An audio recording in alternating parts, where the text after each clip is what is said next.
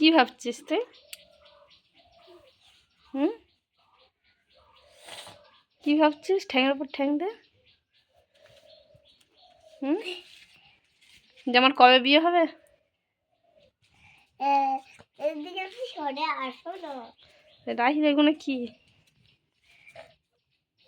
এটা কোনটা কি মেনু একটু বলে দাও। কোনটা কি মাংস? মেনু মেনু মেনু মেনু মানে রেসিপি, মানে রেসিপি মানে কি কি রান্না করেছো দেখি।